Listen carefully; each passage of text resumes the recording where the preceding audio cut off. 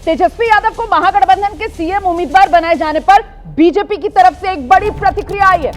लालू यादव ने कांग्रेस को धमकाकर बेटे को सीएम उम्मीदवार बनाया है।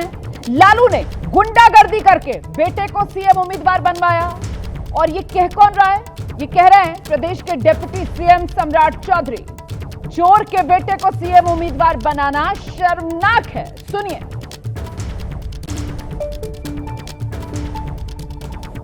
अपने बेटा को मुख्यमंत्री बनाने के लिए लोगों को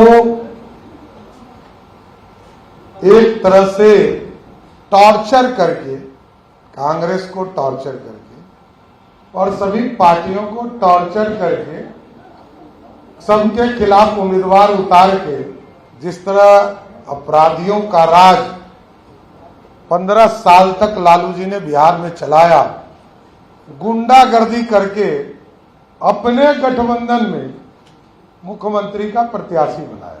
अब तो सत्ता में एक भ्रष्टाचारी का बेटा बनने का सपना देख रहा है।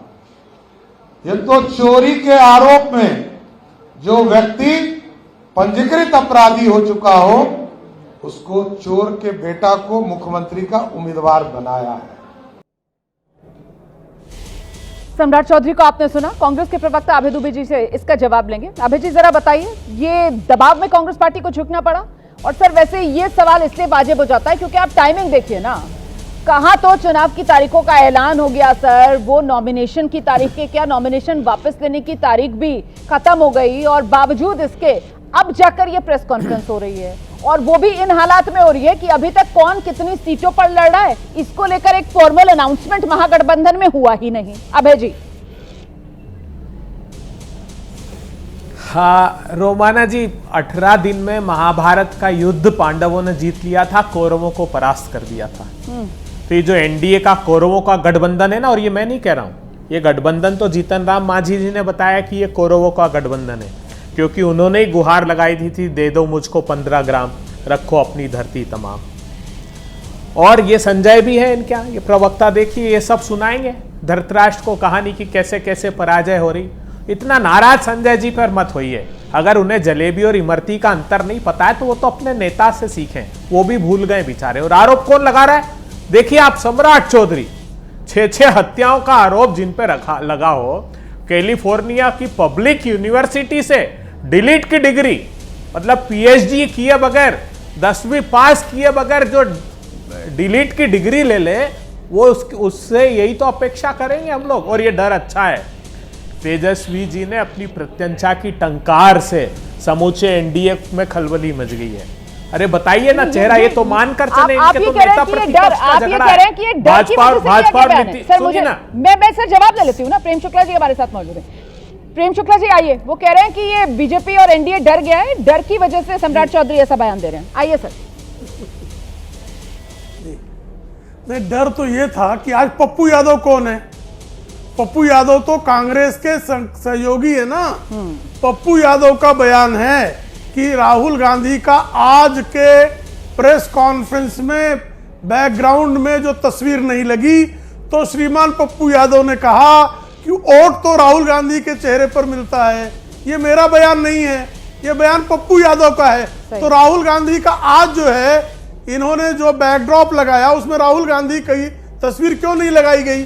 मुकेश सहनी को जब आप मुख्यमंत्री पद का प्रत्याशी घोषित कर रहे थे तो उनकी तस्वीर क्यों नहीं लगाई गई?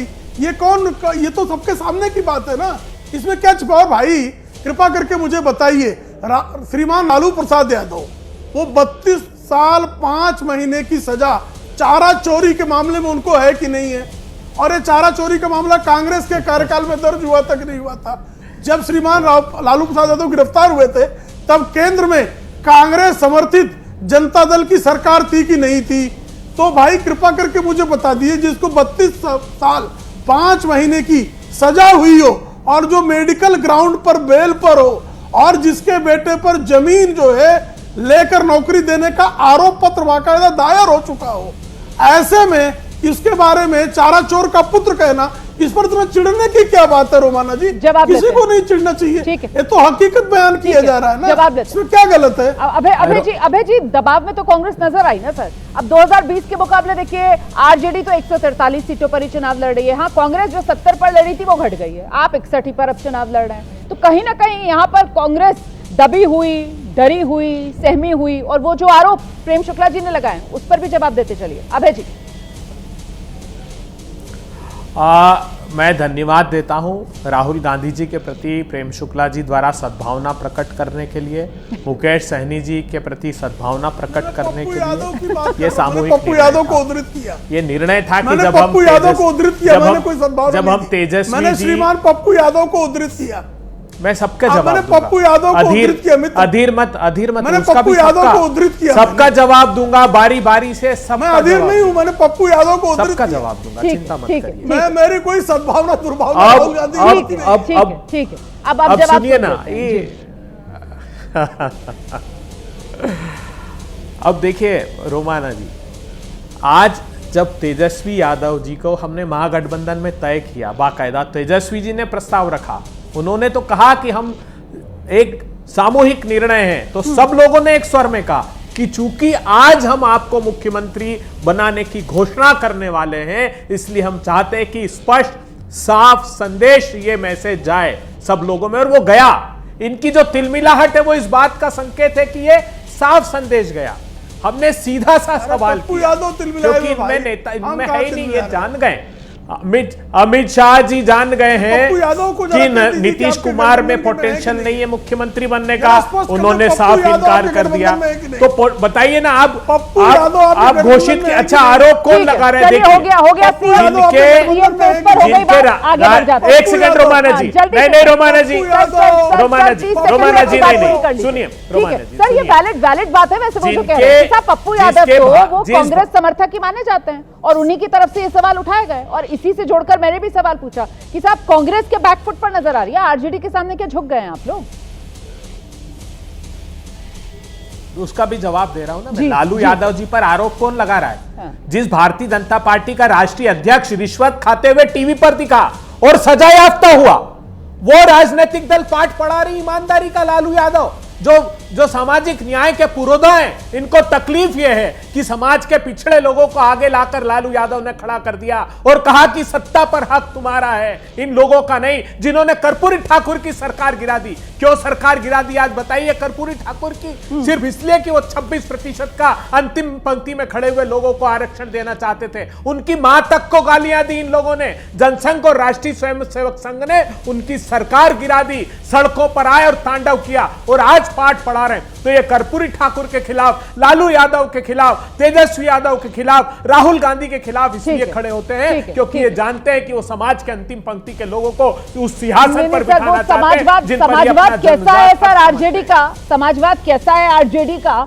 और वो नया समाजवाद कैसे आरजेडी का बदला है, इसको लेकर सर जेडीयू की तरफ से आज सोशल मीडिया पर एक पोस्ट किया गया, और वो पोस्ट में दिखा भी रही थी, अभी जरा दोबारा दिखा दीजिए। ये पोस्ट जो किया गया है, इस पोस्ट में लिखा गया है ये समाजवाद का तेजस्वी फॉर्मूला, और इस तेजस्वी फॉर्मूला में समाजवाद के जो अभी तक MY जो कॉम्बिनेशन कहा जाता था, आरजेडी का पक्का वोट बैंक जिसको कहा जाता था, उसमें M मल्हा को लड्डू, ये जेडीयू के पोस्ट में कहा गया है, और M मुस्लिम को कद्दू, और फिर उनकी जो पॉपुलेशन है उसका जिक्र किया गया है कि 2.60% मल्हा वोटर और करीब 18% मुस्लिम वोटर।